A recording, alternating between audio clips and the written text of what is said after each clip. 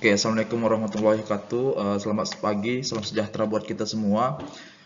Terima kasih kepada mahasiswa semester 5 ya. Kali ini saya akan membahas terkait materi mata kuliah kita yaitu hukum perbankan, di mana dalam hukum perbankan kali ini kita akan mempelajari tentang kredit sindikat dalam pertemuan ke-8. Oke, langsung saja untuk tidak berlama waktu saya akan menjelaskan slide pertama dalam materi kita mata kuliah hukum perbankan dalam hal kredit sindikat. Sindikasi. Di mana pengertian kredit sindikasi ini adalah menurut kamus yang dimuat dalam situs resmi Bank Indonesia bi.co.id disebut bahwa kredit sindikasi ini adalah mempunyai pemberian kredit oleh sekelompok bank kepada debitur yang jumlah kreditnya terlalu besar apabila diberikan oleh salah satu bank saja gitu. Jadi pemberian kredit ini oleh sekelompok bank ya yang kepada satu debitur yang jumlahnya kreditnya terlalu besar. Ini biasanya kredit sindikasi ini banyak terjadi antara beberapa bank dengan beberapa nasabahnya, dan nasabahnya biasanya itu adalah kalangan-kalangan yang penting sekali dan mempunyai usaha-usaha yang cukup besar. Maka bank ini mempunyai suatu prinsip dalam tujuannya dia membangun dalam hal kredit sindikasi ini, bahwa keadaan atau pola dari debiturnya ini itu mempunyai income yang cukup besar atau juga mempunyai kredit-kredit yang cukup besar juga. Dan ini adalah salah satu bentuk indikasinya, sindikasi ya, indikasi bagi bank ini sendiri dalam mengecek apakah si debitur ini mempunyai pengaruh besar terkait peminjaman-peminjaman utang atau mempunyai kredit-kredit di bank-bank lain yang sebagainya. Ini seperti kayak histori dari si debitur sendiri dalam mengambil sebuah kredit ya. Jadi bank itu juga mempunyai suatu resiko. Resikonya ini harus meminimalisir resiko apa saja yang bisa diberikan oleh debitur itu sendiri kepada bank nantinya. Jadi bank itu juga harus melihat histori apakah si debitur ini pernah telat bayar kah atau pernah tidak membayar pinjaman kah di bank. Jadi itulah perlunya bank ini dalam menganalisis si debitur ini seperti apa dari kredit sindikasi ini. Kemudian alasan sindikasi ini adalah kemampuan bank terbatas dalam memberikan kredit kepada debitur. Kemudian dasar hukum pelaksanaan perjanjian kredit sindikasi di Indonesia itu ada beberapa ya. Salah satunya itu adalah Peraturan Bank Indonesia nomor 7 tahun nomor 7 ya. Bulan 3 tahun 2005 tentang batas maksimum pemberian kredit ya. Jadi ada batas minimum pemberian kredit. Misalnya bank memiliki kapasibilitas terhadap si debitur dalam melakukan peminjaman, itu juga ada batas kreditnya kayak gitu. Sama kayak minjem di bank, tidak aja di bank atau di bank BPR, Bank Rakyat Indonesia gitu kan, yang mempunyai kapabilitas terkait berapa kesanggupan si debitur dalam melakukan pembayaran kredit nantinya. Itu harus punya batasan maksimum. Kemudian surat edaran Bank Indonesia nomor 6 33 UPK tanggal 3 Oktober 1973 tentang pembiayaan bersama oleh Bank Indonesia. Kemudian ada surat edaran Bank Indonesia nomor 11 26 UPK tanggal 12 Januari 1979 ya tentang pembiayaan secara komersium oleh bank pemerintahan. Kemudian ada nomor 4 surat edaran Bank Indonesia nomor 16 1 UKU di mana tanggal 1 Juni 1983 tentang pembiayaan kepada bank sindikasi. Kemudian di sini ada proses kredit sindikasi, di mana proses kredit sindikasi ini yang pertama pembentukan Angger. Angger ini apa sih? Yaitu suatu lembaga yang menerima maintenance dari calon debitur untuk dana untuk dan atas nama debitur. Mengapa? Karena bank ini juga dapat mengatur dan mencairkan sumber dana untuk pembiayaan kredit sindikasi. Biasanya kredit sindikasi ini banyak sekali menjadi pola utama dalam proses pembentukan suatu maintenance dari calon debitur itu sendiri. Karena jangan sampai bank ini kecolongan kembali terkait debiturnya dalam membayarkan kreditnya nantinya kayak gitu. Jadi perlunya maintenance atau Angger ini sebagai lembaga untuk mendeteksi bagaimana calon debitur ini kayak gitu. Apakah dia di awal sudah pernah berutang kepada bank lain, kemudian bagaimana cara proses pembayarannya, kreditnya, kemudian kalau misalnya terjadi kemacetan kepada si debitur ini dalam menangani kreditnya di bank lain, itu perlu analisa dari lembaga tersebut atau Enger tadi ini sendiri. Kemudian pembagian tugas di antara Enger, di mana apabila yang menjadi Enger adalah sekelompok bank, sehingga yang dibentuk sindikasi kredit ini itu disebut sebagai managing group atau building group. Building group ini adalah secara bersama-sama mendapatkan mandate atau data ya dari debitur ini sendiri ya, data terkait histori perjalanan dia berutang atau menjalin kredit dengan bank-bank lain itu harus perlu dari lembaga ini. Jadi lembaga ini seperti informasi kepada si bank terkait debitur ini apakah pernah melakukan suatu atau pernah melakukan indikasi terkait pembayaran kredit di bank-bank sebelumnya. Oke, jadi maka harus dikerjakan dari para Enger atau pembagian tugas dan peranaan di antara para anggota dan kelompok. Jadi kayak Enger ini adalah lembaga juga ya kan, yang mengecek juga terkait bagaimana debitur itu bisa menyelesaikan utangnya sampai batas waktu yang ditentukan oleh bank begitu. Kemudian contohnya kayak misalnya Anda sedang melakukan suatu kredit gitu kan. Nah, dan kredit ini kan orang bank itu kan pasti ada syarat-syarat untuk meminjam uang di bank. Contohnya syaratnya adalah jaminan. Jaminan apa yang diberikan? Misalnya Anda bisa menjaminkan rumah, tanah dan lain sebagainya.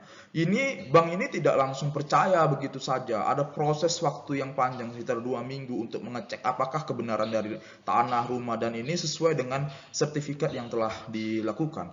Kemudian kalau misalnya sudah mengidentifikasi atau mengidentitasi dari jaminan tersebut, maka bank akan mengeluarkan lagi, yaitu memberitahu bagaimana histori dari Enger sendiri sebagai lembaga informasi dalam melakukan maintenance tadi kepada debitur sendiri. Apakah debitur sebelumnya pernah telat bayar atau apa? Kalau pernah telat bayar atau tidak pernah telat bayar, maka ini juga menjadi satu aspek dalam pemberian kredit kepada debitur itu sendiri. Dan inilah tugasnya dari Enger sendiri atau sekelompok bank itu sendiri, kayak begitu.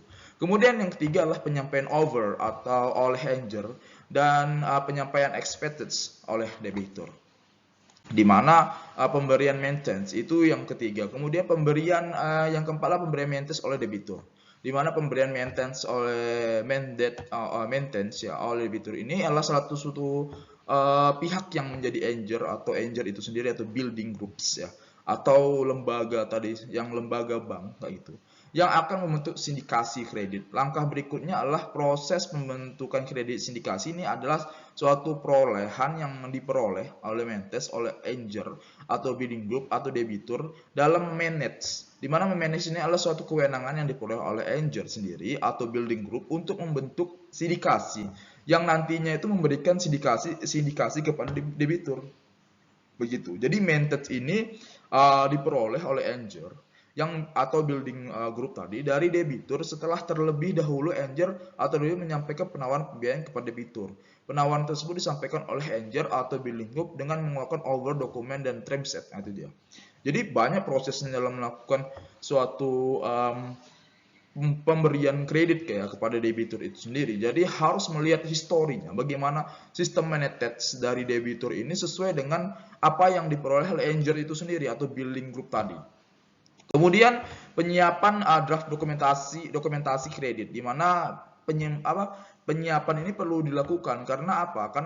Karena hal ini sangat penting lainnya yang dilakukan oleh persiapan dari Mentes tadi ya, oleh Enger tadi, karena ini adalah sebagai persiapan draft dokumentasi.